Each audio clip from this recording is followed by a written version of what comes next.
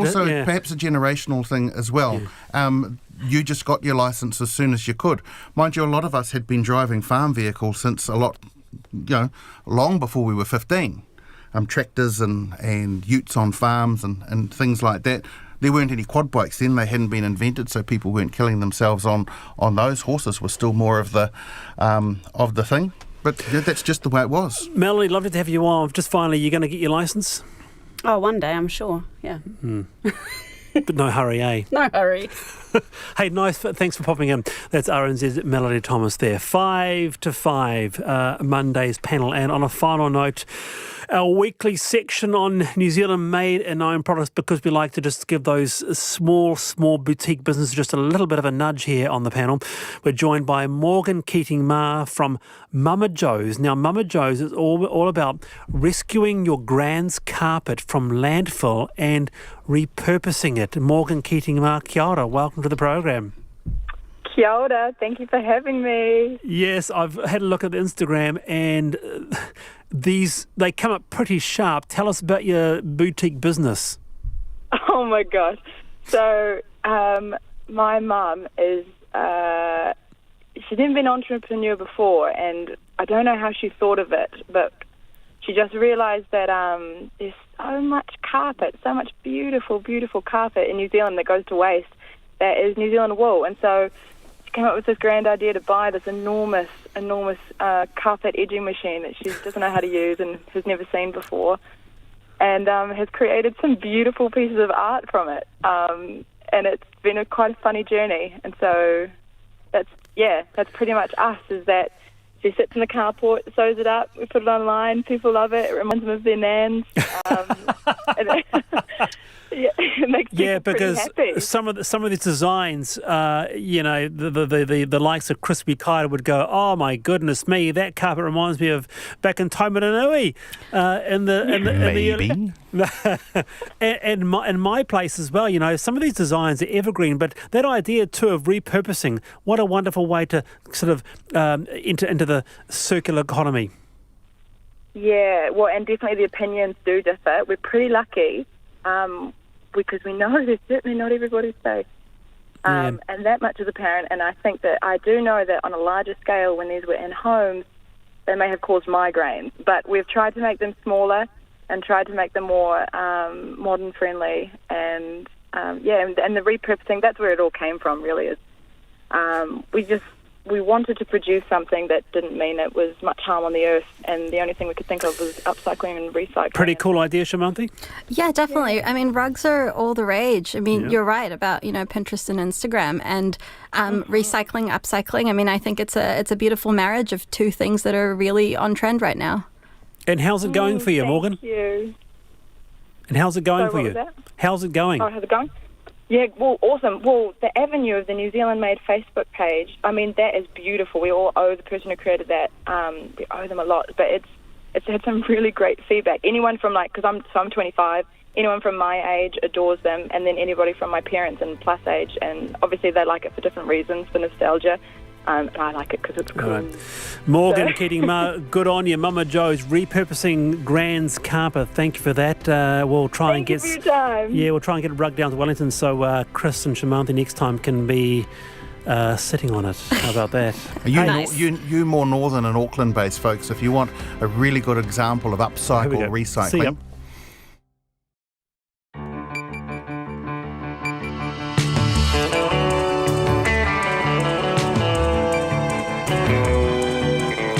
Whakarongo mai koe ki te reo irirangi o Aotearoa. This is Checkpoint on RNZ National. I'm Lisa Owen.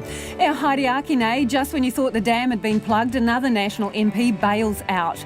Andrew Falloon's quitting the rangitata electorate and politics altogether after alleged inappropriate behaviour. The party says he's suffering from significant mental health issues. Air New Zealand finally sets up an online customer credit service. The national carrier is looking at extending its 3-week booking freeze, and our paid isolation vouchers on the way. Across the ditch, Victoria could face tougher COVID lockdown restrictions with 275 new cases today. And from 152 tonnes of food last term to 211 tonnes this one, KidsCan says demand for food in schools is up 40%. RNZ News at 5. Kia ora, ko Susana Leata tēnei. Another National MP, Andrew Fallon, will quit Parliament at the election, the fifth to go in just over a fortnight. RNZ understands the party was notified late on Friday afternoon of an alcohol-related incident where the South Canterbury MP behaved in a way described as unbecoming of an MP. Here's our political editor, Jane Patterson. In a statement, the MP for Rangatata says the recent suicide of one of his friends has brought back much unresolved grief. He says he's made a number of mistakes and has apologised to those affected. The Prime Minister's office was initially contacted by an individual about the incident, and with permission, that information was passed to the new National leader, Judith Collins. Andrew Fallon agreed to step down after meeting with Ms Collins this morning. From Parliament, Jane Patterson. Winston Peters has been ordered to pay more than $300,000 in court costs after failing to pin a privacy breach on civil servants and National Party politicians. Details of the New Zealand First Leader's superannuation overpayment was leaked to media before the 2017 election. The High Court found Mr Peters had failed to establish any of the named defendants, and the former National Ministers Anne Tolley and Paula Bennett were responsible for the leak, and he was ordered to pay the defendants nearly $320,000 in costs. Winston Peters is appealed against the judgment. The Finance Minister has set aside $14 billion from the COVID Recovery Fund in case of a second wave of the virus, and he says that money won't be spent before the election. The $20 billion fund was created at the May budget. Grant Robertson says about $6 billion has already been spent or committed to ongoing support for the likes of the health sector and at the border. He says the global pandemic is continuing to grow and New Zealand needs to be prepared. This means we have money in the back pocket if we need it, including if a future lockdown is required or the outlook for the international economy continues to get worse and further stimulus is needed for the economy. If it's not needed, the money will not be spent. The Finance Minister, Grant Robertson. 275 new COVID-19 cases have been recorded in the Australian state of Victoria today, down almost 100 from yesterday. Another person has died, taking the state's toll to 39.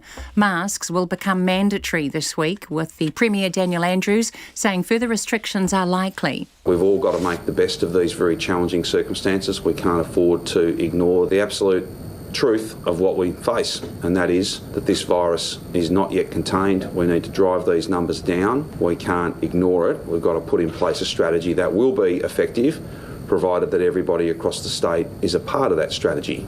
Meanwhile, an inquiry has been launched in Victoria into how security breaches may have undermined the COVID-19 quarantine program and spread the disease back into the community. The floods in Northland have left 5 homes uninhabitable and 60 more with varying degrees of damage. The Northland Civil Defence Emergency Manager, Alistair Wells, says while their civil defence centres closed down over the weekend, 5 homes remained evacuated due to extensive flooding. State Highway 1 through the Mangamuka Gorge south of Kaitaia remains closed with a number of slips. In the Gisborne region, debris from forestry may not be cleared from beaches until summer. The president of Gisborne Federated Farmers, Charlie Reynolds, says farmers tell him more needs to be done to clear it up. They're just horrified because even though the forest companies say they're going to clean up, well, that won't happen till summer, and it takes that long that the residents only get about 3 days of nice beach weather. You know, all the machines are in there pulling wood and trying to gather everything, and it takes a long time. The Gisborne region is preparing for more heavy rain and fast rising rivers tomorrow. First Union says workers affected by a restructure proposal at the warehouse will end up at their employer's beck and call. The warehouse is proposing to cut up to 750 jobs, the equivalent of 320 full-time roles. First Union says the company has long wanted to introduce what it calls a more agile roster system, but it says the changes won't work for sole parents and staff committed to their existing hours. It's 4.5 minutes past 5. The former Silver Fern shooter Ellen Halpenny is looking forward to going up against her former teammates in the Mainland Tactics when she takes the court for the Southern Steel tonight in their ANZ Premiership match. Halpenny stepped away from netball last year while training to become a police officer, but answered an SOS call to join the injury-hit Steel.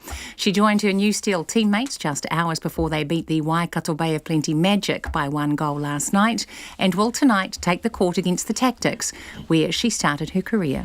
It definitely will be a fierce game. It'll be also interesting to see which team can back it up in terms of having played the previous game. Yeah, it's going to be exciting, and I think it will be interesting to see who comes out on top. Hopefully it's us. Ellen Halpenny. This year's Men's T20 World Cup could finally get called off tonight when the sport's governing body, the ICC, meets. The event is scheduled to be played in Australia in October, and the ICC has been reluctant to postpone it. In May, Cricket Australia said they'd struggle to host the event, and with a spike in COVID-19 cases in Victoria, it seems unlikely it will go ahead. And 80-year-old golf legend Jack Nicklaus has revealed he was ill with COVID-19 earlier this year, and his wife Barbara also tested positive. That's the news. A once-in-500-year downpour hits the north. Whoa! Oh my goodness. I've got to get audio of that. Which river is this, mate? Waiharakeke. Not the first time? I think this is my fifth one. 2009, 2011, 2009, 2011. Yeah. It truly is heartbreaking. These events are now becoming a regular occurrence. We're there when it matters. Morning Report weekdays from 6 on air and online. Now, the short forecast from Met Service to midnight tomorrow. All the North Island except Gisborne and Hawke's Bay, cloudy periods. A few showers from Taupo northwards tonight. Periods of rain throughout tomorrow, possibly heavy with thunderstorms for a time. Gisborne and Hawke's Bay, a few showers clearing from tomorrow morning, then scattered evening rain. For Marlborough and Nelson, cloud increasing, rain developing overnight with heavy falls, then easing to a few showers about the Sounds tomorrow morning and clearing elsewhere. Bulla, Westland and Fiordland, rain spreading north tonight. Heavy falls, isolated thunderstorms and possible downpours, turning to showers tomorrow, some possibly heavy and thundery. Canterbury, Otago and Southland, heavy rain developing about the main divide today, scattered rain elsewhere later. Rain clearing tomorrow morning, then returning to Southland at night. And Chatham Islands, cloudy periods, 1 or 2 showers tomorrow. RNZ National. It's coming up to 7.5 minutes past 5. Thanks, Susanna, and welcome to Checkpoint. I'm Lisa Owen. Air New Zealand credits and the wash-up from the weekend's flooding in Northland coming up. But we begin tonight with another National Party resignation. This time, the South Canterbury backbencher and MP for Rangitata, Andrew Fallon. An alcohol-related incident is believed to be behind his decision to step down at the September election. This is just the latest controversy for the opposition party that last week elected new leader Judith Collins. Mr Fallon's imminent resignation was announced via a media statement this afternoon, followed shortly after by one from his leader. Our political editor, Jane Patterson, joins us now. Jane, obviously this is kind of a delicate situation, but what do we know? What's going on here? Well, the first we heard of it, Lisa, as you said, we had 2 statements out, one from Andrew Fallon, the MP, and one from Judith Collins this afternoon. And Andrew Fallon, he actually gave some background. He didn't say what he had done, but he gave some context, saying that recently one of his friends had committed suicide and that brought back a lot of unresolved grief. And then he went on to say that he had made mistakes and apologised to those affected. Shortly after, Judith Collins issued a statement confirming that he would step down. Now, what we understand is that he was involved in conduct that's been described to us as conduct unbecoming of an MP. And we understand that it relates to him sending indecent material to a third party, a woman who is not his wife, after he had been drinking. Now, this indecent material, we understand, was not of himself. We're not exactly sure what it was, but it was certainly bad enough that it has now forced his resignation from Parliament. Jane, do we know if it's a one-off incident? Look, at this stage, it does seem that it was on one occasion, but again, it's still not clear. The situation is quite difficult. We haven't been able to speak to Mr. Fallon. We understand that he is heading down. So yes, at this stage, we do understand that it was potentially one occasion, but look, there could be more details to come out once this has gone a bit more public, and potentially those involved might speak about what's happened. So how did this come back to the National Party leader's office? What is the trail back to the resignation today? So it actually started with a contact from an individual to the office of the Prime Minister, Jacinda Ardern, late last week. Now, her office says that they passed that information on to Judith Collins, the office of the opposition leader, and they said that it was all treated confidentially, that any communications they treat that way, and there had been nothing out of the Prime Minister's office at all to suggest or allude to this incident happening. The first was that we heard of it. So, yeah, the first contact was made, and then that information was passed with the permission of the person who contacted Ms Ardern's office to Judith Collins. And the time frame between the Prime Minister's office getting it and it being passed on to the National Party? Look, I'm not sure of the actual time frame in terms of how long the Prime Minister's office had it before sending it on, but they said that it was received on late Friday afternoon and then passed on to Judith Collins. Now, we understand that Ms Collins met with Andrew Fallon early this morning at Parliament, and after that meeting they both agreed that the best thing for him to do would be to resign, and the statements came out sometime later. Is the implication there, Jane, that he was helped to reach the decision, that there was no political future for him? I think that if you have a meeting with your leader and the conclusion of it is that you're going to resign, it would certainly suggest that she wasn't encouraging him to stay on. And as we've seen in these situations, and we're getting very used to resignations now from national MPs, this is the fifth in 2 weeks, the decision is reached and come to, and then the MP is allowed to make the resignation other than being sacked. That may well have been the situation that Mr Fallon was faced with this morning. And have we heard anything from Andrew Fallon or Judith Collins directly at this point? No, not yet. So, of course, calls have been put into both of those MPs. We understand that Andrew Fallon is making his way back down home, down in the South Island, but he has not returned calls. Judith Collins has made no comment at all, apart from that short statement that she issued. We have what's called Caucus Run here tomorrow morning, where we interview the Leader of the Opposition and have a chance to interview National Party MPs. So if she hasn't made any statement, then that's the questions that she will be facing tomorrow morning at that caucus run. Just a quick calculation, Jane. When I look at the departing MPs from the National Party this election, Andrew Fallon is unlucky number 13. Obviously, some of those were planned departures, but that amounts to almost 24% of the National Caucus that is bailing out at this coming election. What practical problems does it present for them in terms of replacements and so close to the campaign? So practically the real problem is finding new candidates, and especially in Auckland Central, obviously with Nikki Kay, an important electorate that National has held, finding someone that's going to be able to keep that. Rangatata, again, finding a candidate at such short notice for Clutha Southland, for Hamish Walker.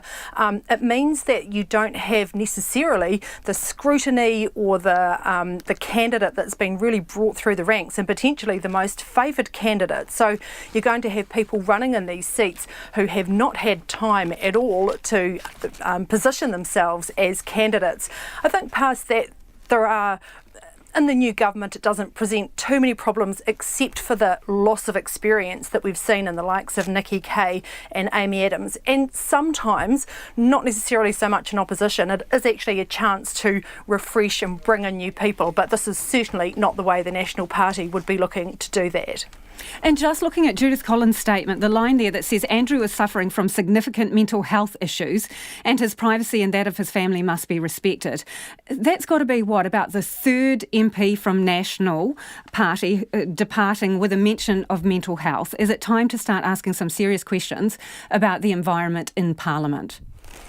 Absolutely, and of course we had the Debbie Francis report recently that really painted a pretty bleak picture of life here at Parliament sometimes, and especially the pressure on MPs. Of course we had Jamie Lee Ross and then more recently Todd Muller, who left that leadership position, and now Andrew Fallon. Now of course he is going to be, I imagine, in a bad way after the end of his political career, but again, a statement today saying that because of his mental health, privacy should be respected. So there will be questions about the management of this, and also, I suppose, what the party's going to do to recover from these blows. The bad news just keeps happening for National, and as we keep saying, we are very close to a general election. They cannot afford to keep having these controversies day after day, not even week after week.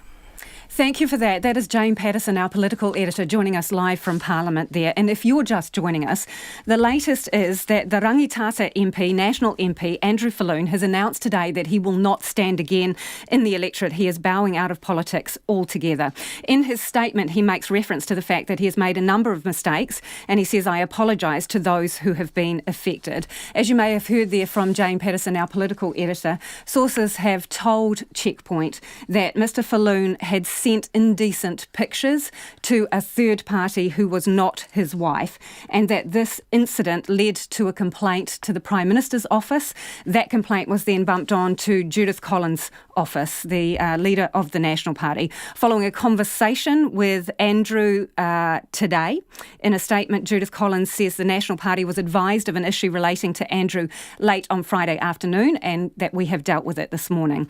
Now, Judith Collins goes on to say he's suffering from significant mental health issues, and his privacy and that of his family must be respected. We understand that he is on his way home to his electorate and, as mentioned, will not stand at the next election, stemming from allegations that he sent indecent pictures to a third party.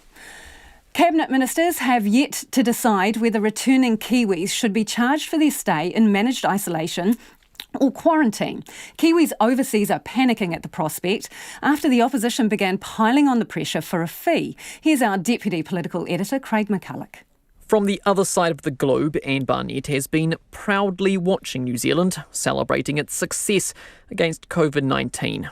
But now, still bunkered down in London, she feels her home country is turning on her as ministers contemplate a charge for those returning. Very anti-Kiwi.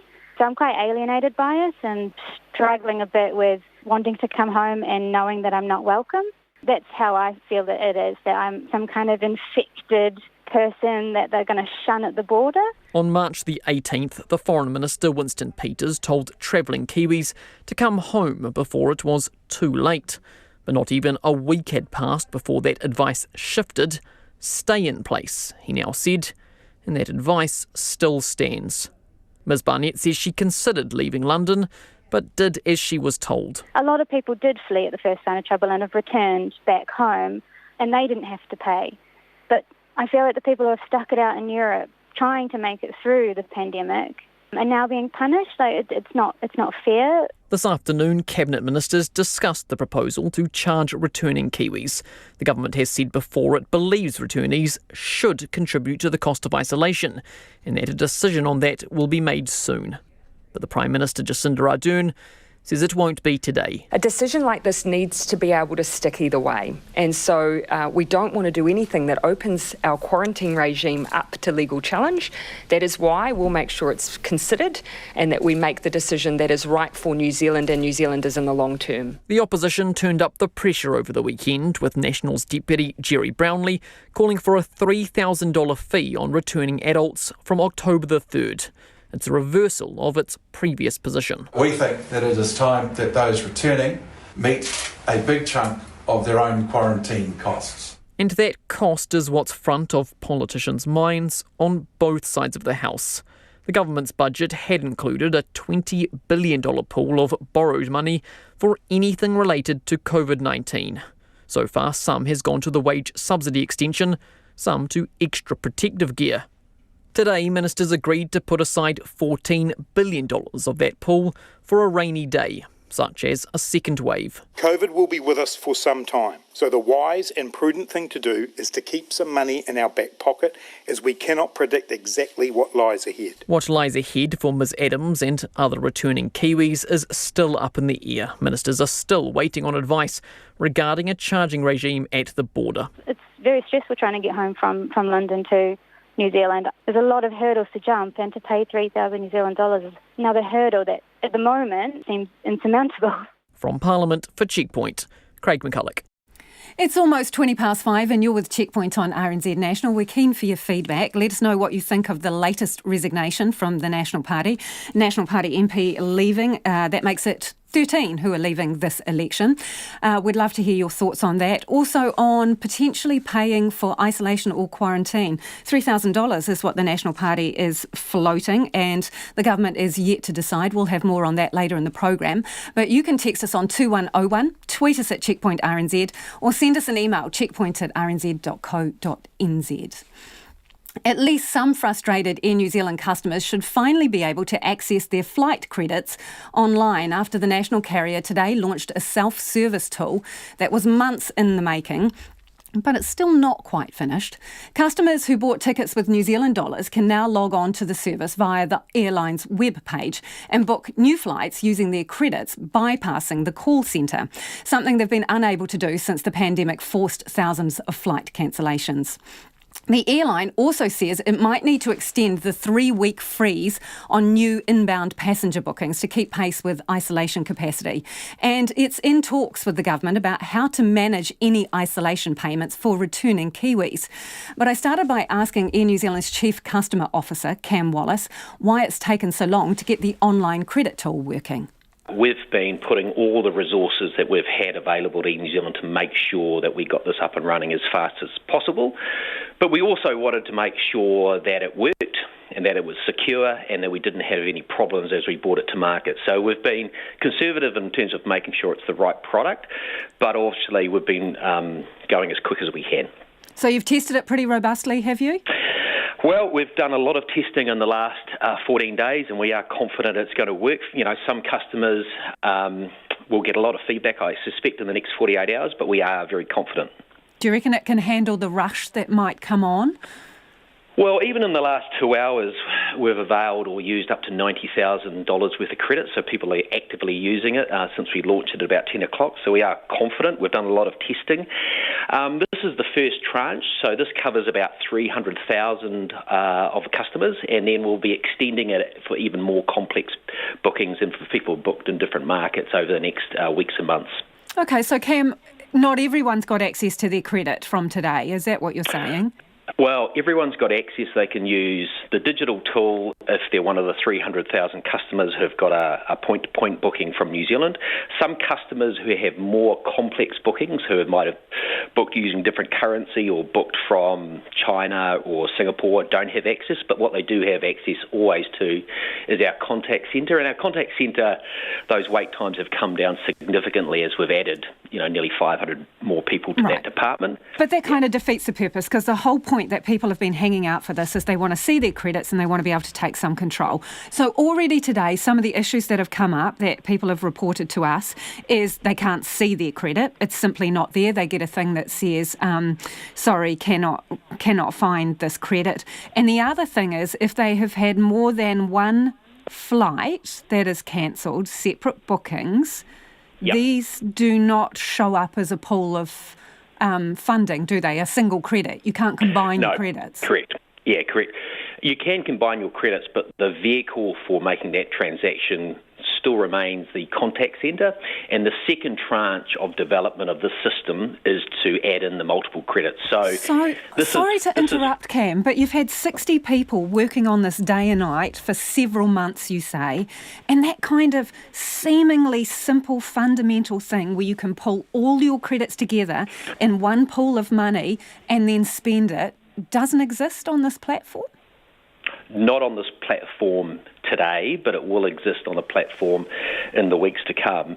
And whilst it's seemingly a simple process. It's actually a pretty complex process because, as I say, when we used to cancel people's bookings, we used to just put them onto another flight, and we've never actually had the facility or the flexibility to combine credits or to transfer them. So we're dealing with a unique event in COVID, and we're dealing with some unique flexibility, and we're building an IT and digital solution from the ground up. So how far off do you reckon that complete model is? How far away is that? Oh, it's weeks away. We want to get confidence about this system, which covers, a large portion of our customers. So it will take a lot of pressure off the contact centre, and we do have that in the work plan in the weeks to come. So what's the value of the credits that are loaded up onto this? Well, there's 300,000 customers, so I don't know the actual number, but it'll be in the hundreds of millions. Okay. The other thing is that you say there is some flexibility there. So just explain that. People can use their credits to book flights for other people, can they? And they can combine domestic and international credits. Is that correct? Yeah, so basically what we're saying is people can take the value that they have in credit with Air New Zealand, then use it to where they want to travel, and they might have one or two different trips. They might have an international ticket booked and then want to use it for a domestic trip. They can use them up to 2 years. So our expectation, Lisa, is there'll be a whole bunch of people who know what their credit is and will be waiting for our international borders to open and actually want to travel internationally. So a whole bunch of flexibility for a whole range of customers who have different objectives in terms of where they want to travel to from and with them. These flights that you've got on your website every day to LA at the moment, I mean, how many people get on those flights? Not a huge amount. We have more inbound demand than we have outbound demand, and yet that's pretty logical. But so what are we talking? Half a dozen people on a massive plane heading off to LA, or what kind of numbers? A little more than that. On average, it's in the tens. It's not a huge number, but we're actually getting a lot more demand coming back into So New what, Zealand. less than 100 people on an international flight to LA? Yeah, but the reality about those services, even without any passengers, would fly them because we're flying them for cargo purposes. So the objective of those flights is to get New Zealand's export products to market and to bring in products into New Zealand as well. So they are quite lightly loaded outbound, but we're getting a lot more demand that we had anticipated actually coming into New Zealand. So there's a lot more expat, I think about 900,000 expat New Zealanders wanting to get home, and that's obviously been some of the challenges we've been dealing with in collaboration with the government in terms of where we put these people and how many beds we have for that 2-week stand down. Have you had any discussions with the government about including the cost of isolation in air ticketing?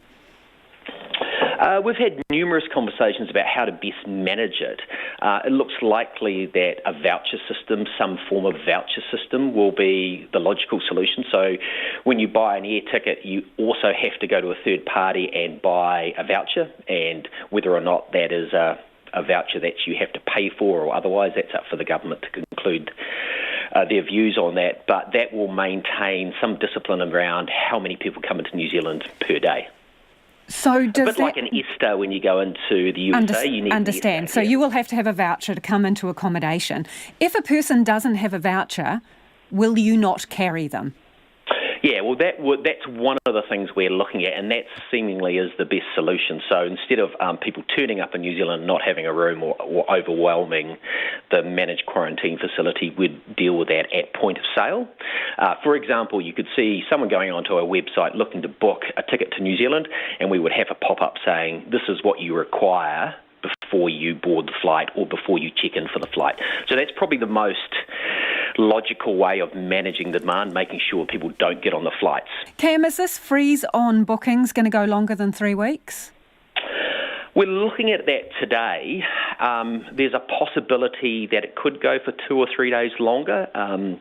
By the middle of this week, we'll have some views on that, and then we'll hopefully start this voucher / kind of quota system.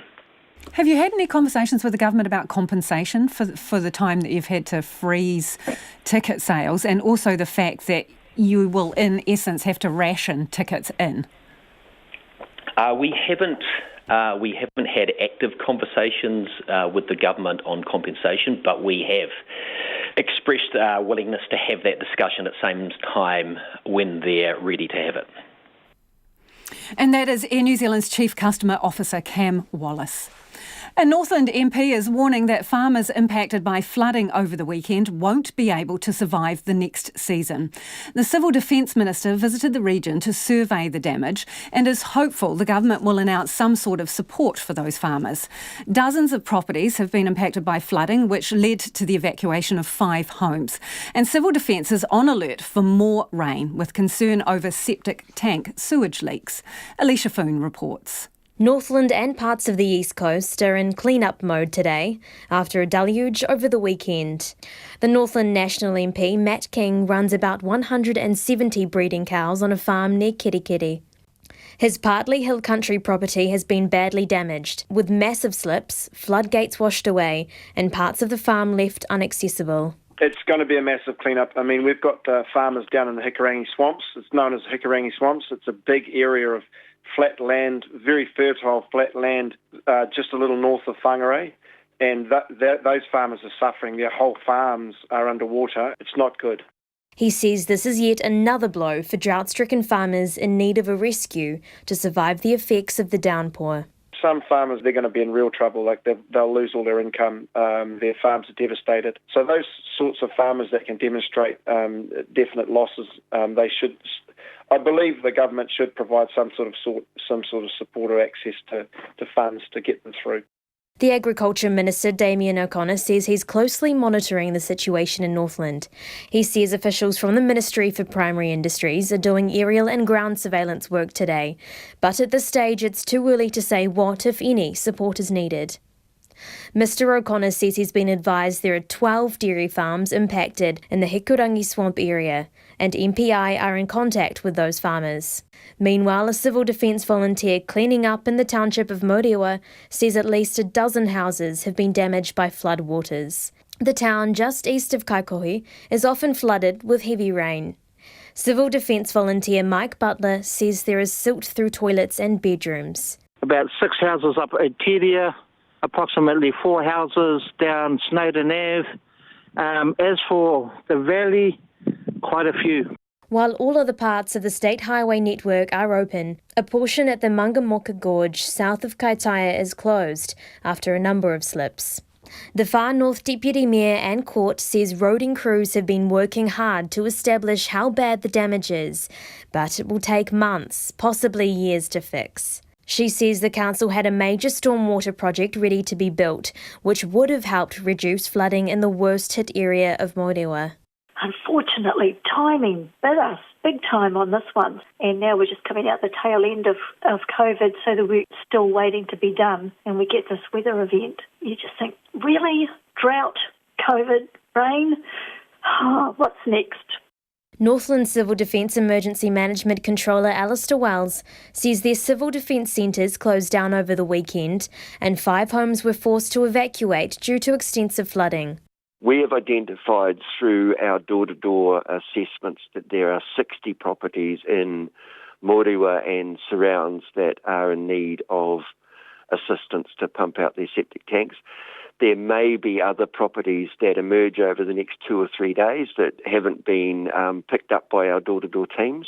Met Service has informed Civil Defence the weather won't be severe over the coming days, which will come as a relief for many, and now work on septic tanks for dozens of homes will begin from this evening. Any farmer or livestock owner struggling can get help and advice through their local rural support trust or sector groups such as Beef and Lamb, Federated Farmers and Dairy NZ. For Checkpoint, ko Alicia Foon, tēnei.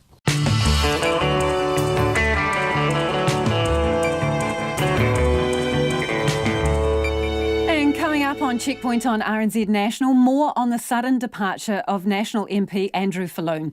If you're just joining us, Checkpoint has confirmed tonight that Mr Fallon will not seek re-election after behaviour described as unbecoming of an MP. Sources have told Checkpoint that he sent indecent material to a third party, to a woman, not his wife, on at least one occasion after consuming alcohol.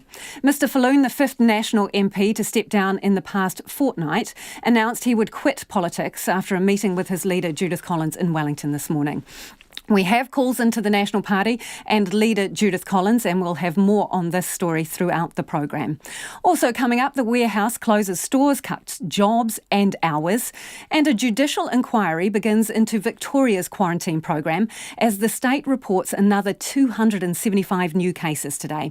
We'd love to hear from you. Send us your feedback on Andrew Fallon, National's 13th MP to leave at this election. And if you're an Air New Zealand customer, if you've been trying that online credit facility, we want to know if it works. Or if you're in Northland, let us know how you fared over that torrential rain at the weekend. You can text us on 2101, tweet us at Checkpoint RNZ, or you can send us an email. The address is checkpoint@rnz.co.nz. Time now, though, for the headlines with Susanna. Checkpoint has been told Rangitata MP Andrew Fallon sent indecent pictures to a third party who is not his wife. The incident is believed to be behind his decision to retire after he admitted today he's having problems with his health and well-being.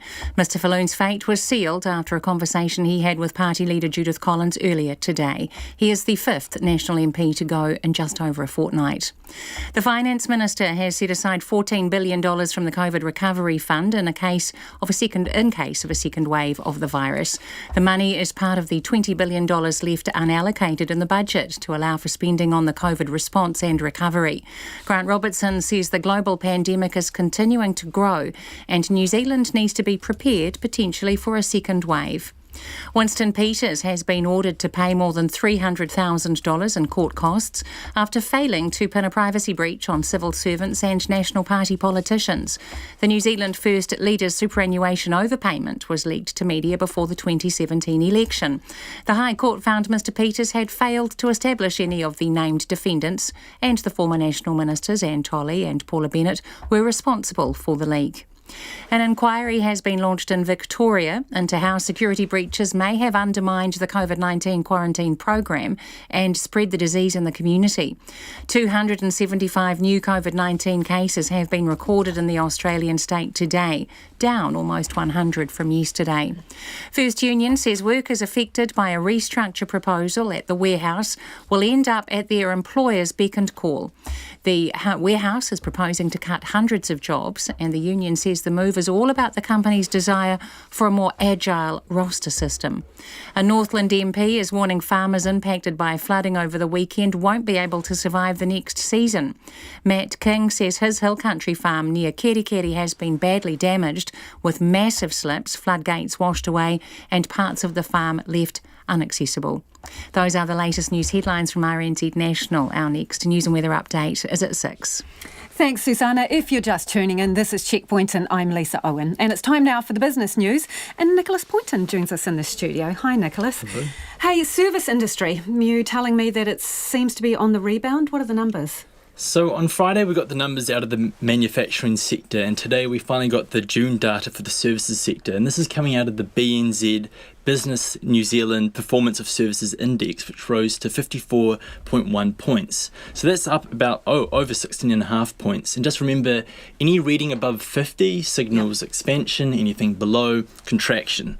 So we've been in contraction really since lockdown. But things improved markedly over the month of June, and we've seen our highest, the index rose to its highest point since January. And this was driven by new orders and a surge in sales, and this coincided with strong electronic card sales and house prices in June. And a lot of this is indicative of pent-up demand. You know, if you think about lockdown, a lot of us weren't really buying or doing anything. Our wallets we grew... couldn't go anywhere, could we? Well, there we could. Yeah. No, we couldn't. So our wallets grew fatter and we came out of lockdown and people have just been buying. So while this lift is really good news, we need to bear in mind we're coming off a very low base. You know, we're talking record lows in the months of April and May. And there's been this trend with a lot of the business indicators that we monitor from month to month that the June numbers just tend to look amazing because it's coming off such a low base, and that just captures and all the June data really just captures the time we spent out of lockdown. Yeah, and we don't know if that will be sustained through the coming months. No, we don't. And unfortunately, like the manufacturing index numbers that came out on Friday, the employment indicator is also in contraction, down to about 45.1. Firms are still shedding staff, and this is expected to get worse when the wage subsidy dries up in September, like you were saying. So while these June numbers are good, it does little to really rectify the massive drop in GDP we expect to see in the second quarter. Yeah. But just to finish up on a bit of a bright spot with this one, if we compare ourselves to other countries, we're second to only China in our service sector index. So we're ahead of the US, the UK, the Eurozone, Japan, and our closest neighbour, Australia. That's interesting. Okay, so the ANZ Bank, it reckons it's dishing out a lot of money to support businesses through this pandemic. Have they given us numbers? How much? Yeah, so the country's biggest bank has not been afraid to lend during the COVID-19 pandemic. So today I went to the China Business Summit, and there the ANZ CEO, Antonia Watson, talked up and talked through the bank's response to the pandemic. So despite critics saying that, banks have been quite tight with their money, Watson wanted it to be known that ANZ has responded, especially with this new wave of cheap money that's come through by a lot of the measures that's been taken by the Reserve Bank. And they've been willing to lend to the tune of $7 billion of new loans since lockdown. And Watson said to me after she gave her keynote address that this is about normal levels, really. So the bank has taken a number of steps to really help businesses and people since lockdown, through the worst of the pandemic, through the pandemic. And she said one is for the thousands of people who've really been feeling the pinch. And the bank made adjustments to $11 billion worth of loans to help ease that pressure. And what do they mean? And when they say that they made adjustments to that level of loans, are they talking about mortgages as well, but giving people holidays and things like that? All these types of things. And I mentioned that $7 billion before. About $2 billion of this went to businesses. And Tony Watson said that a lot of businesses are hesitant at the moment about taking on new debt because there's just so much uncertainty, right? So. Yeah. But for some companies, it was their last resort. But the bank has been really prudent. They've been really careful about who they decide to lend money to. And I guess the information that Antonio Watson's talking about sort of reiterates what we've heard from a lot of the banking sector, especially a lot of experts, that going into the lockdown, the banks were in a pretty strong position. They had the capital in their reserves. They had the liquidity that wasn't really available to them during the GFC. They had that money tucked away coming into this. So, it's an interesting sign to hear what's coming out of her, but what she was saying. But I think if there's one more little thing I could add that really took my interest, it was the fact that Antonia Watson said that clients have used about 30% of their undrawn facility. So think of that as like your overdraft. So she said that, a lot of businesses and clients haven't really been tapping into that. So they've got a bit in reserve, 70% in reserve. They've got about a 70% in reserve, and that's because of all those government measures. So I'll be keeping a close eye on this in the coming months, but I'll be really interested to see what happens to those withdrawn facilities as those subsidies measures begin to roll off. Yeah, understand. Okay, so what was going on the markets today, Nicholas? So today the NZX Top 50 closed down just under 1/3% by 31 points to 11,553. The New Zealand dollar is steady at 65.5 US cents, 93.8 Australian, and just up under 2/3% to 52 British pence. Okay, thanks very much. That's Nicholas Poynton with our business wrap. And staying with business, the warehouse is proposing to cut up to 750 jobs, or the equivalent of 320 full-time roles, in a restructure announced today. The job losses are on top of those already earmarked for the warehouse stores at Dunedin Central, Johnsonville and Whangaparoa, which are slated to close. Our reporter Robin Martin has more. Kia ora and welcome back to the warehouse. First Union says the warehouse is using the economic downturn caused by COVID-19 as a smokescreen to cut jobs and reduce workers' pay. General Secretary Dennis Marga says the warehouse has long wanted to introduce what the company describes as a more agile system. In our understanding, the company has been reviewing its business model for a long time, and this COVID-19 just simply accelerated that. Mr. Marga says under the proposal, workers would be at the company's beck and call. For example, some night field workers will be asked to work during daytime, and some of those workers who are working from daytime will be asked to work in the afternoon. It will be challenging for many of our members because some of them are single parents. Mr Marga says workers fear the company wants large, empty, Walmart-like stores with less emphasis on customer service.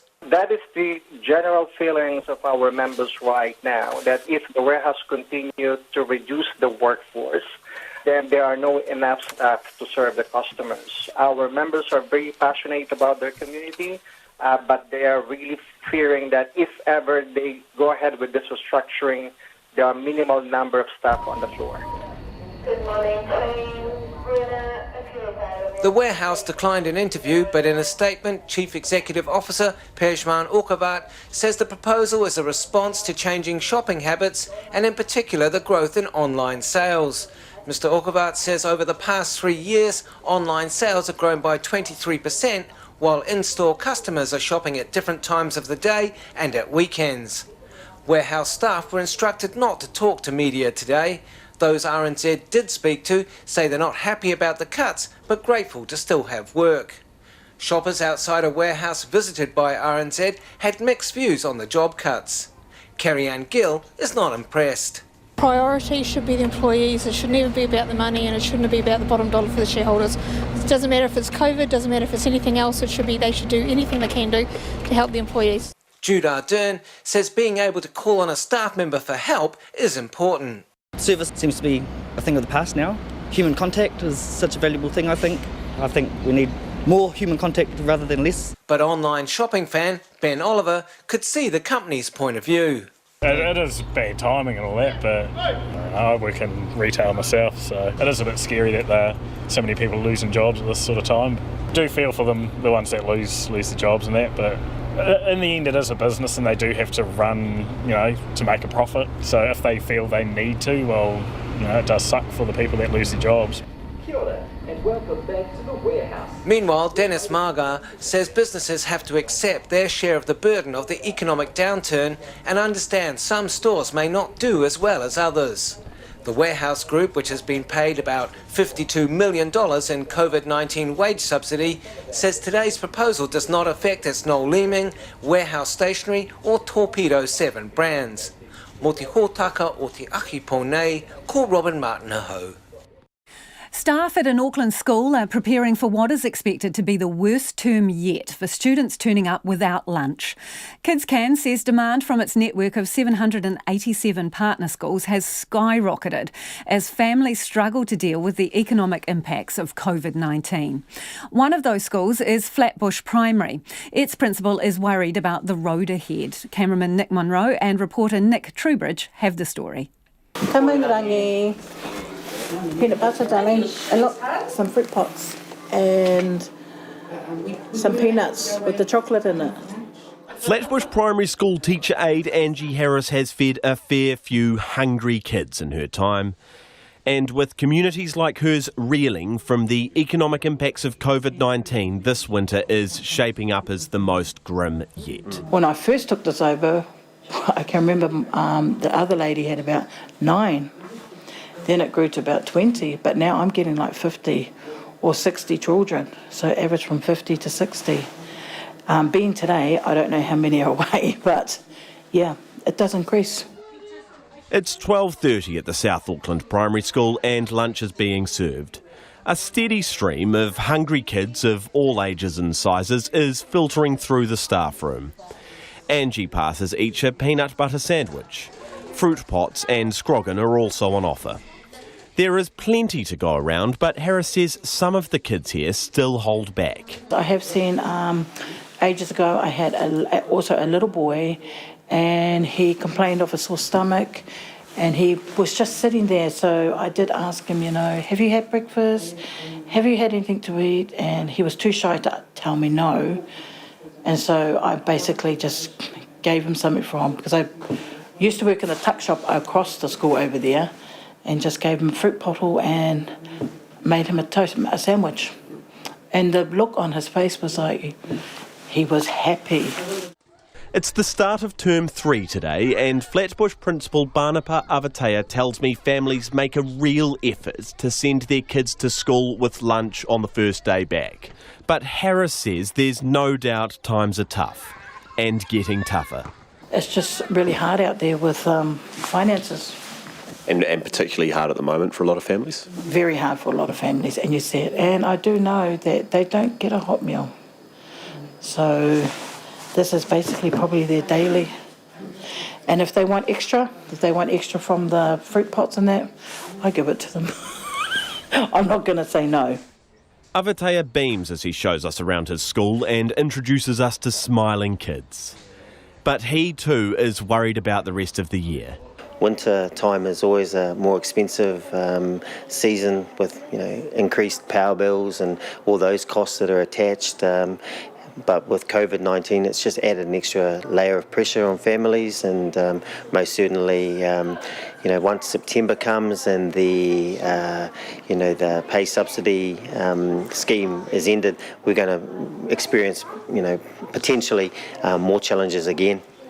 Avatea says some lunchtimes are busier than others. He's seen days where 60 kids have lined up for lunch to fuel them through the day's learning. Housing takes a huge chunk of family income. The cost of petrol is higher. Just general day-to-day costs has increased so much. And when I think about the years I've been in schools, that's just something that's added pressure upon pressure onto families, and they've done everything they can to absorb it. But unfortunately, Auckland City doesn't look like it's going to become a cheaper place to live anytime soon. Flatbush Primary is just one school benefiting from what Kids Can Chief Executive Julie Chapman says is the charity's largest ever term for food distribution. Chapman meets us at the charity's Albany warehouse, where slabs of food are stacked high all the way up to the ceiling. Volunteers are up early, putting together parcels that for some will be their main meal of the day. Over the next 2 weeks, it's approximately 1.6 million items of food that will go out of this warehouse all over New Zealand to our 787 partner schools. Chapman says she's saddened by the level of demand for Kids Can services. She wants to see orders go down. Instead, they've skyrocketed. Demand for food from schools Kids Can already supplies is up 40%, from 152 tonnes last term to 211 tonnes this term. We're sending out more hot meals than ever. We know that families are doing it really tough and they're having to make choices between putting food on the table, paying for power or keeping a roof over their heads. We know that families are losing their houses now, and we know that also the food budget is the thing that really shrinks. So that explains, I guess, why our schools are now coming to us and ordering even more food than before, because they know for many children this could be the only hot meal or decent meal they get during the day. Chapman says Kids Can had hoped to see a general winding down in school lunch requests over the next couple of years, but the pandemic has spoiled any possibility of that. For now, the mission is simple: feed Flatbush and others like it. For Checkpoint, Nick Trubridge. And if you were listening to the story from our two Nicks on the radio, we'll put that video up online. It'll go on our Facebook page. It is 9 minutes away from 6. I'm Lisa Owen and you're with Checkpoint on RNZ National. We're keen for your feedback on anything you've heard on the program this evening. You can get in touch via text, that's 2101. Tweet us at Checkpoint RNZ, or you can send us an email. That address is checkpoint@rnz.co.nz. New cases in Victoria continue to bounce around as the state considers tougher restrictions, even for those in lockdown in Melbourne. There are 275 new coronavirus cases in the state, down from more than 360 yesterday. Meanwhile, a judicial inquiry has begun into Victoria's hotel quarantine program.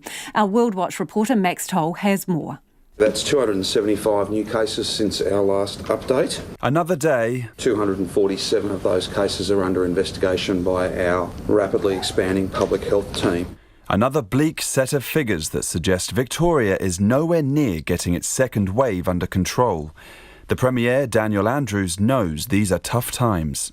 We've all got to make the best of these very challenging circumstances. We can't afford to ignore the absolute truth of what we face, and that is that this virus is not yet contained. We need to drive these numbers down. We can't ignore it. We've got to put in place a strategy that will be effective, provided that everybody across the state is a part of that strategy. Tougher restrictions have been signalled for Melbourne, even if nothing's official yet. What is official, though, is this week face masks will become mandatory, even for children still able to go to school. The Victorian Education Minister, James Merlino, says classrooms will start to look a little different from Thursday. These are masks and face coverings, so many students will choose to wear scarves and bandanas. Outside of Melbourne and the lockdown zone, a third school has now been forced to close after positive tests. James Merlino says more schools across the state are likely to go back to remote learning. My message to parents is be patient. Don't be hard on yourself. Your teachers know what they're doing. Roughly 80% of new cases in Victoria this month have come from workplaces. That includes hospitals. The president of the Victorian branch of the Australian Medical Association, Julian Raitt, says that can't go on. One of the concerns I've had is that the definition of an essential business seems to have been very loose. So that although people have been encouraged to work from home, we've had examples where there have been outbreaks in various workplaces that clearly could have been managed remotely, using video conferencing. And so it makes me wonder whether those definitions need to be tightened. Meanwhile, a judicial inquiry into Victoria's hotel quarantine operation got underway a few hours ago. It's already been told many of the state's cases can be linked back to people coming from overseas. It's also possible that every single case comes from quarantine. Meanwhile, there have been 20 new cases in New South Wales, where fears are growing the state is slowly following the same path as Victoria. Strict new restrictions, for example, are being put in place on the border. Those living in towns near the Murray River will only be able to travel for work, healthcare or education. The independent MP for Mildura, Ali Kappa, says the situation is bewildering. It is so important that any action that a government takes is proportionate to the risk. The reality is in Mildura, we haven't had an active case for months. It takes us 7 hours to drive to Melbourne. The fact that we've been hit with this just seems to me disproportionate. Meanwhile, back in Melbourne, Daniel Andrews says today's drop in cases is encouraging, but is warning people not to read too much into it, as the city isn't even 2 weeks into its lockdown yet. This is Max Toll. The brother of a man who was killed in the Whakaari White Island eruption says he hopes tours on the island will be able to resume soon. Mark Inman says a new warning system which can forecast future eruptions would be good to use alongside other alert levels already in place. The scientists say the system is ready for deployment, but a volcanologist at GNS Science says while the research is promising, it's still far off from being operational. Harry Locke reports. The eruption warning system has been developed using a decade of data collected from Whakaari White Island. If in use over those 10 years, it would have predicted 4 out of the 5 eruptions which occurred, including the most recent eruption in December. Mark Inman, the brother of the Whakaari tour guide Hayden Marshall Inman, who was killed in that eruption, says the research is encouraging. I think for the Whakatane area, it certainly would give you an opportunity to go back out to the island and rediscover what Whakaari has to offer. If it is as good as they say, then maybe it is a beneficial tool to start to use, but you wouldn't want to get rid of the other indicators or the other guidelines that have been set. A WorkSafe and coroner's investigation is currently underway into the deaths at the island. But Mr Inman says he just wants to see tourists and tour operators returning as soon as is possible. Our family will open it with open arms. We love the place. We've enjoyed the place. We enjoy the island. It's got a lot to offer. It is a beautiful spot. It was just, I guess, I've always said it was the right place at the wrong time. Just when the new warning system will become operational and just how it would work is not yet clear. Researchers at Auckland University say it's ready for deployment, but volcanologist for GNS Science Nico Fourier says there is still a lot more research to be done. They are showing some promising results in terms of possibly some early detection of symptoms, if you wish, on the monitoring data that could basically precede some of the eruptions at White Island. The reality is that this is very much still at the development stage, so we're hopeful, but there's still a lot of work to be done. With the warning system's deployment not looking likely anytime soon, there are outstanding concerns for tour operators who rely on Whakaari White Island being open. The scientists are next looking to Ruapehu and Tongariro to undertake similar research and hopefully create a similar model. But the warning system would never be 100% reliable, and Director of Adrift Tongariro Guiding, Stuart Barkley, says an element of risk is unavoidable. I personally love walking over the volcanoes for many reasons. The fact that it has recently erupted is one of them. They are awesome natural geological places of the world. So yes, absolutely would hate to see things shut down completely because there is a 1 in a 100 year or 1 in a 500 year event. He says it's their job as tour guides to be able to manage that risk, at which point the new research would come in handy. Excitement generally comes with some type of risk, and it's a matter of managing that risk with reward. And volcanoes are no different to driving your car or walking down the street. You've got to manage that risk. Volcanologist at GNS Science Nico Fourier says while the research is no silver bullet, it is encouraging, which requires further attention. For Checkpoint, Harry Locke. And some time for quick feedback here on the resignation of Andrew Fallon. John has got in touch to say more people have escaped the National Party than have escaped the COVID quarantine. Also, Linda's got in touch to say, isn't it nice to have a Prime Minister who doesn't resort to dirty politics, but instead passes the information she has to the Leader of the Opposition? That's in reference to the fact that we now know that the Prime Minister's office received a complaint, in essence, about Andrew Fallon's behaviour, and that was passed on with the permission of whoever wrote that to Judith Collins's office, and then she dealt with the issue with Andrew Fallon, who has resigned, put out a statement saying he will not be standing at the next election. On the subject of isolation and quarantine and paying for it, this person says, we have a son in Australia and a daughter in the UK. Why should the taxpayer have to pay for their return? They understand that there is a price to pay for returning to a COVID-free New Zealand. Another listener says people should have to pay towards managed isolation. As a taxpayer, it should not be our burden. Appreciate that some people may not be able to afford it up front, but for those people, maybe it should be set up like a student loan. Interest-free, but they pay it back when working. It breaks my heart to think the money used for isolation could go somewhere else. RNZ News at 6. Ngā mihi nui ko Susana Leata tēnei. RNZ has been told the National MP Andrew Fallon will resign after sending out indecent material. Nationals leader Judith Collins was notified late Friday afternoon of an alcohol-related incident when the South Canterbury MP behaved in a way described as unbecoming of an MP. Here's our political editor Jane Patterson. In a statement, Andrew Fallon, the MP for Rangatata, says the recent suicide of one of his friends has brought back much unresolved grief. He says he's made a number of mistakes and has apologised to those affected. RNZ understands he sent indecent material, not of himself, to a woman who is not his wife. The Prime Minister's office was initially contacted by an individual about the incident, and with their permission, that information was passed to the new National leader, Judith Collins. From Parliament, Jane Patterson. The Prime Minister says Cabinet has yet to make any final decisions on charging returning New Zealanders for managed isolation. National says if elected, it would charge returning adults up to $3,000. Jacinda Ardern says this is a complicated issue and something that the government needs to make a careful, considered decision about.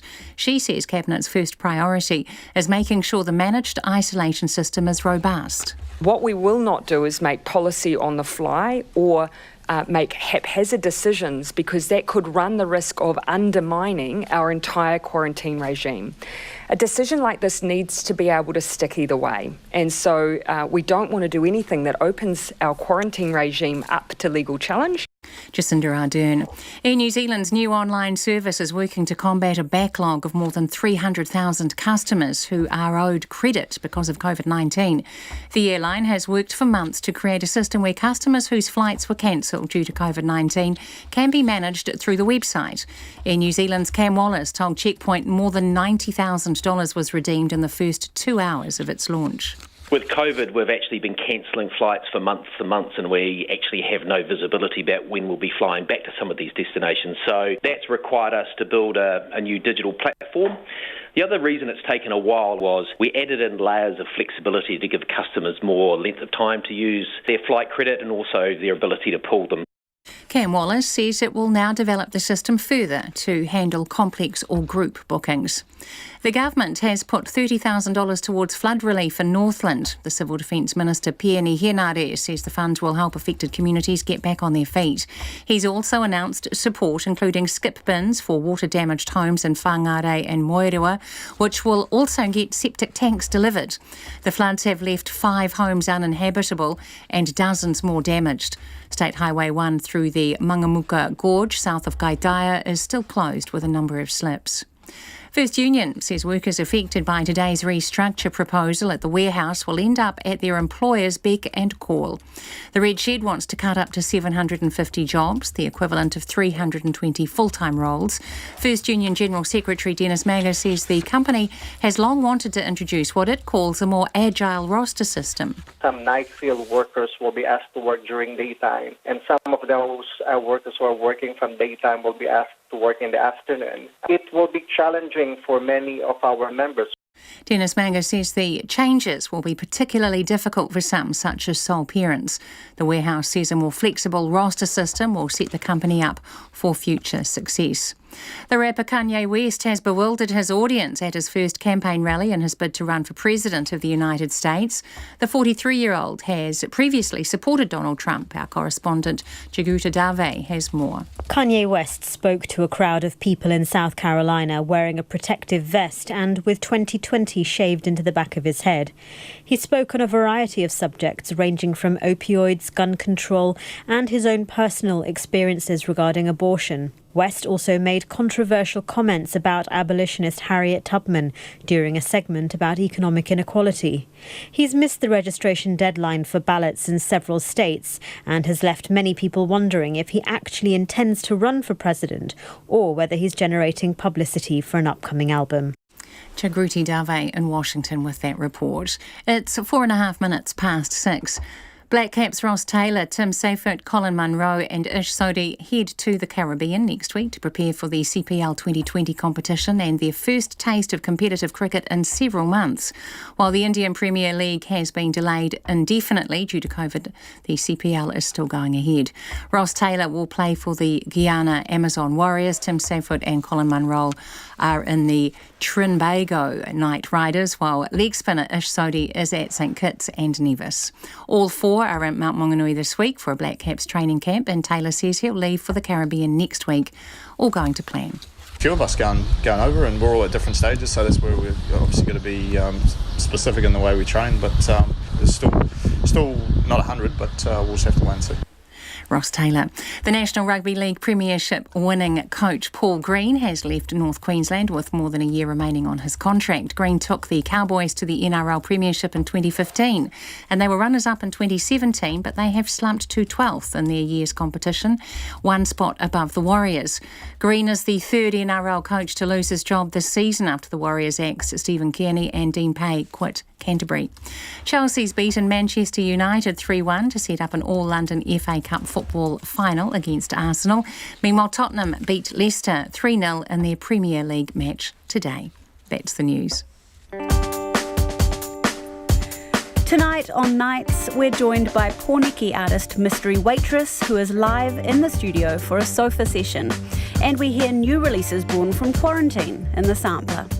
Sportscaster Ricky Swanell reminisces about the Netball World Cup final 1 year ago and asks about netball's future. Spend your Monday night on Nights with me, Melody Thomas, sitting in for Brian Crump tonight from 7 on RNZ National. Now, the short forecast from Met Service to midnight tomorrow for the whole of the North Island except Gisborne and Hawke's Bay. Cloudy periods, a few showers from Taupo northwards tonight. Periods of rain throughout tomorrow, possibly heavy with thunderstorms for a time. Gisborne and Hawke's Bay, a few showers, clearing from tomorrow morning, then scattered evening rain. For Marlborough and Nelson, cloud increasing, rain developing overnight with heavy falls, then easing to a few showers about the Sounds tomorrow morning and clearing elsewhere. Bulla, Westland and Fiordland, rain spreading north today with heavy falls, isolated thunderstorms and possible downpours. Turning to showers tomorrow, some possibly heavy and thundery. Canterbury, Otago and Southland, heavy rain developing about the main divide. with scattered rain elsewhere later in the day or later tonight. Rain clearing tomorrow morning, then returning to Southland at night. Chatham Islands, cloudy periods, 1 or 2 showers tomorrow. RNZ National, 7.5 minutes past 6. Thanks, Susanna. This is Checkpoint and I'm Lisa Owen. Checkpoint has confirmed tonight that Rangitata MP Nationals Andrew Fallon will not seek re-election after behaviour described as unbecoming of an MP. Sources have told Checkpoint the first-term MP sent indecent material to a third party, a woman, not his wife, on at least one occasion after consuming alcohol. Mr Fallon, the fifth National MP to step down in the past fortnight, announced he would quit politics after a meeting with his leader Judith Collins in Wellington this morning. In a statement released after that meeting, Mr Fallon cited concern for his own health and well-being and that he had made a number of mistakes. Collins said in a statement that Fallon was facing significant mental health issues. Taking questions at her post-cabinet media conference this afternoon, Prime Minister Jacinda Ardern outlined her involvement in the matter. I was sent some correspondence that was received by my office. I was advised of the general nature of that correspondence. We sought the permission of the person who had written to us for that correspondence to be shared with the most appropriate person, and the most appropriate person was the Leader of the Opposition. That permission was granted, and the correspondence was passed on to the Leader of the Opposition. As far as I'm concerned, though, it is important to maintain the confidentiality in which correspondence is shared with us, and I now see this as entirely a matter for the National Party. Prime Minister Jacinda Ardern there. We have calls into the National Party and Ms Collins, but so far this evening, nobody is fronting for an interview. But joining us now is political commentator Ben Thomas. Kia ora, Ben. Judith Collins must be thinking, wow, she can't get a break at the moment. Well, yeah, she wanted the experience of leadership, and she's certainly getting it. So, this is number 13 of departing MPs this election. How much pressure does that put on the party? Well, look, turnover is good. You do like to see, getting rid of dead wood in some cases. Sometimes people just need a life beyond Parliament, and it is good to, especially if you're sort of where the National Party is, very high vote in the last election. So if they want to bring in new people, they have to have some sort of natural turnover. So, there's nothing wrong with that per se. You would generally like to do it in a slightly more orderly fashion than we've seen in the last couple of weeks. In a planned way, and I suppose because Andrew Fallon is an electorate MP, that, I imagine, adds more complication to things. Well, not just an electorate MP, but also basically sinecure MP. Rangitata, just like Southland, where Hamish Walker has departed from. These are essentially jobs for life, as long as you don't screw things up.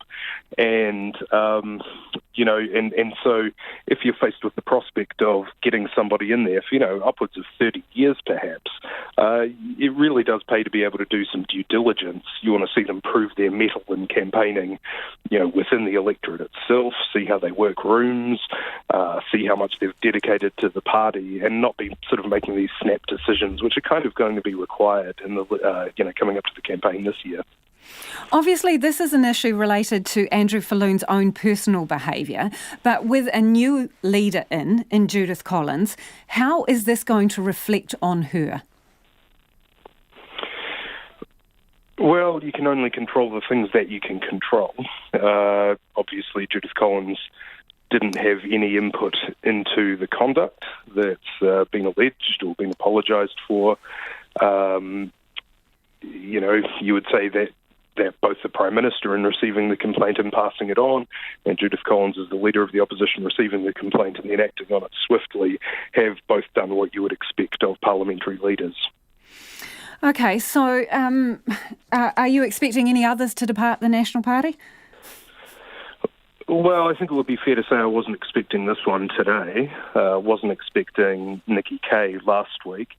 Wasn't expecting the Muller resignation. So I think my credentials as a soothsayer, along with everyone else's, are pretty questionable right now. We saw leaders dropping like flies during the last election campaign. We can't rule anything out. How do you rally from this as a party? Well, Well, I don't necessarily see it as that. This is not a structural issue.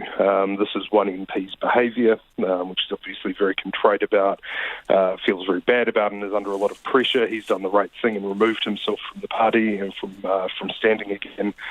The party's done the right thing in facilitating that or requiring it, whatever happened. It's untidy, but at the same time, it doesn't reflect, what we've heard about, say, the instability in the National Party. This is its own thing. You rally the same way that you always rally in an election campaign. You go out there, hold the government to account, sell your policies. In saying that, though, in at least 2 and potentially 3 of these resignation cases, mental health has been raised as an issue and a concern. I mean, what questions do we need to ask about what appears to be an incredibly bruising environment at Parliament? Yeah, this has been a question that's been raised a few times in preceding weeks.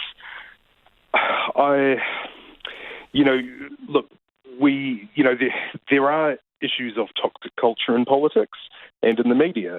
I think journalists peeking over Nikki Kay's fence and reporting the contents of her kitchen table, that's pretty toxic. I don't think that politicians being subjected to scrutiny, either on their performance, their credibility, their truthfulness, or on their actions, when they get drunk in the function, is unreasonable or toxic. So I think we have to divide those two things pretty carefully. Appreciate your time this evening. That is political commentator Ben Thomas. Matoda residents are demanding the removal of potentially toxic waste after another close call in their town. The so-called Uvia premix, stored in a disused paper mill, came under threat again when the building flooded yesterday. Our Otago Southland reporter Timothy Brown has more. Move it now and make Rio Tinto pay later. That's the message from Matoda to the government after freezing temperatures burst a sprinkler head at the disused paper mill where the waste is stored in the Southland town. Uvia premix releases ammonia gas when it mixes with water, and this is the second close call this year after the town was flooded by a swollen Matoda River in February. Fortunately, the sprinkler was outside the building. And, again fortunately, though 10 centimetres of water made it inside, the waste is stored on wooden pallets and did not release any gas.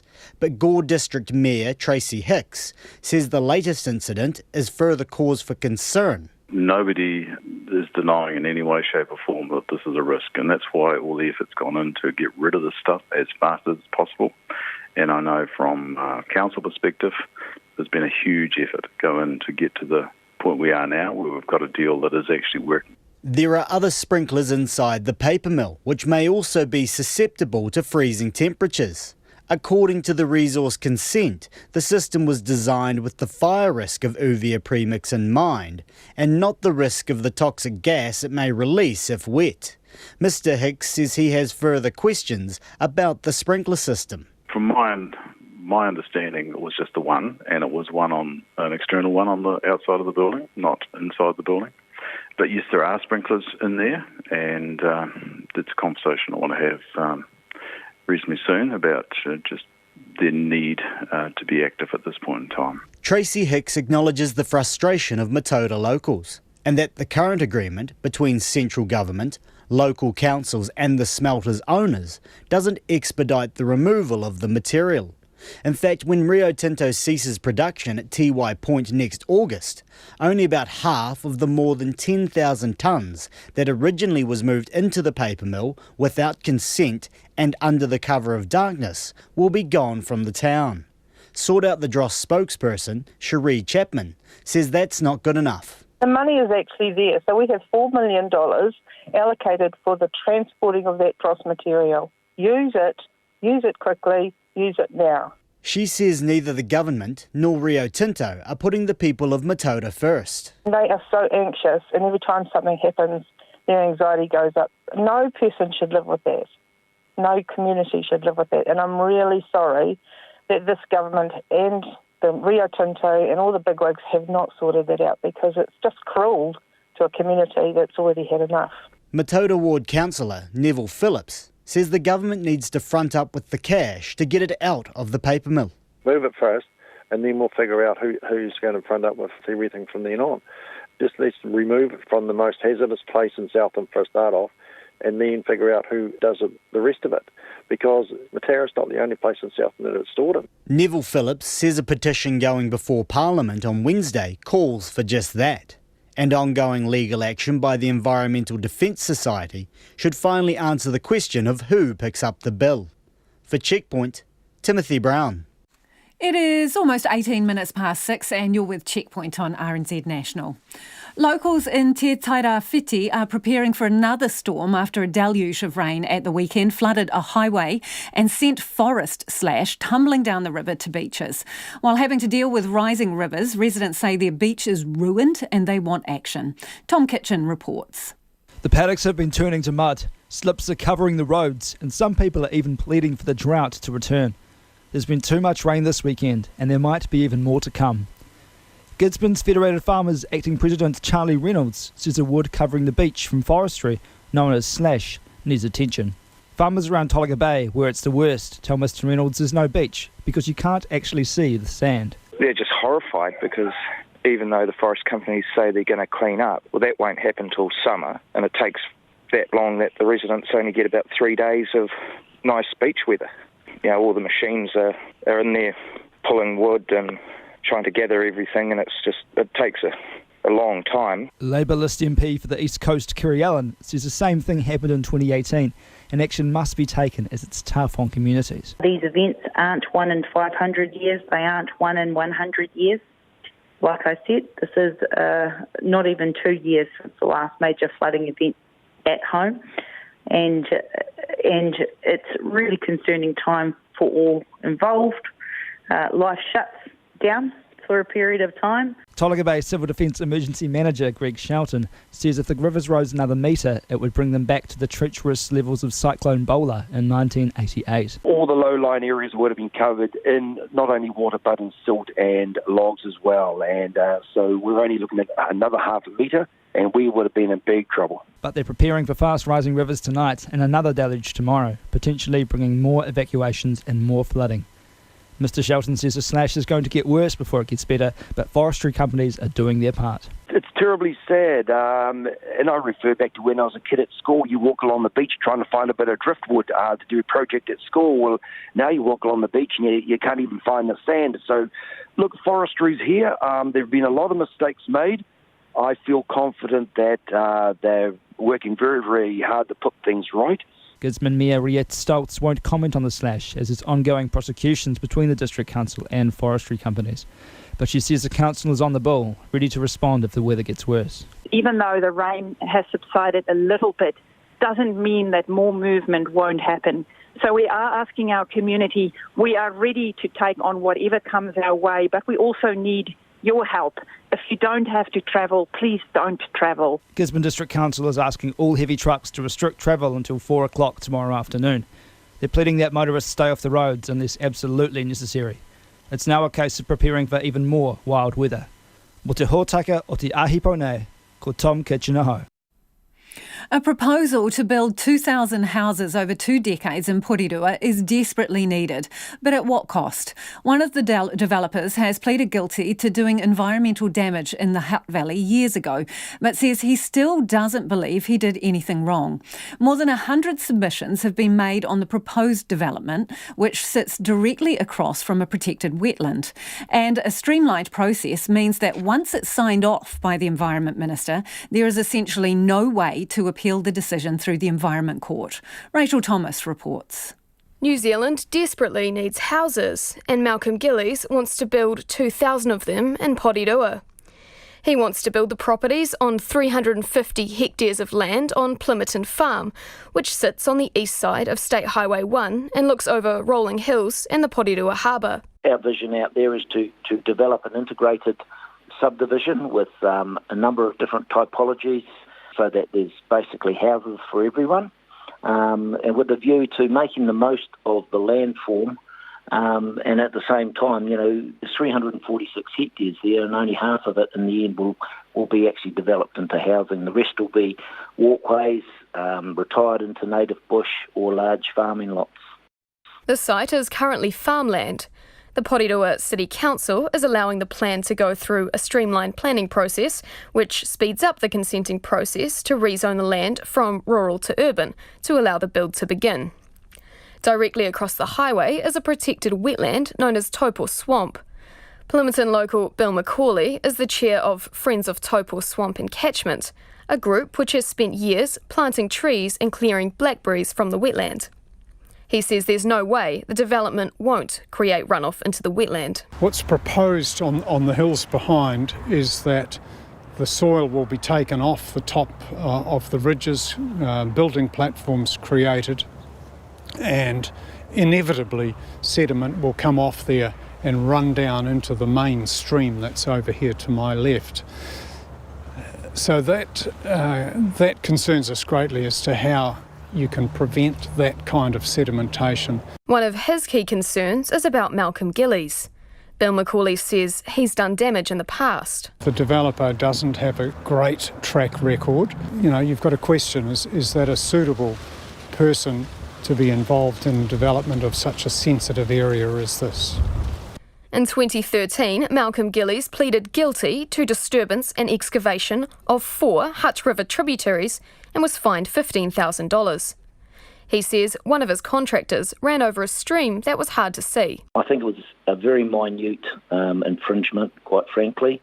We pleaded guilty because that's what happened, but in my mind it was a nothing. The document from Greater Wellington Regional Council puts it quite differently, saying a significant amount of vegetation was cleared from the site and excavation work had been done on the beds, which meant sediment made its way into the water. RNZ asked Malcolm Gillies how the public could be sure this wouldn't happen again. Well, I learnt from that, that you can't take any risks at all. I didn't do it, someone that worked for me, and I took responsibility. We've made sure now that the processes that we've put in place don't allow for things like that to happen. But, I mean, it sounds to me like you don't think there was anything that went wrong there. I don't. Well, so then how can you say you've learned from it? Well, I've learnt the process that, when you come to something being a stream, that's purely, in a difference of opinion. The Department of Conservation opposes the current plan in part, citing concerns about runoff into the swamp and catchment and roading through significant natural areas. Its National RMA Manager, Amy Robinson, says DOC wants tighter controls. The policy is too permissive and allows destruction of native habitat without appropriate controls. So DOC is seeking better protection for Indigenous biodiversity at the site. If we get it right at the plan phase, then that sets up what the consenting regime will be, and then we can potentially argue for things to be prohibited or more tightly controlled. As New Zealand has already lost 90% of its wetlands, Bill McCauley says we can't take any for granted. Our belief is that this is not an appropriate area to be putting a intense urban area like that, because this is it's rare for there to be any wetlands left in the Wellington area. There's only something like 2% of the original wetlands in the Wellington area, and so every square metre counts to protect what's here. The Environment Minister, David Parker, would not comment on whether he was aware of Malcolm Gillies' previous environmental conviction and the appropriateness of using the streamlined planning process. In a statement, he pointed out he had ordered that an expert in sedimentation be on the hearings panel. The Porirua City Council says it's currently preparing a report on the submissions and declined to comment while that's underway. For Checkpoint, Rachel Thomas.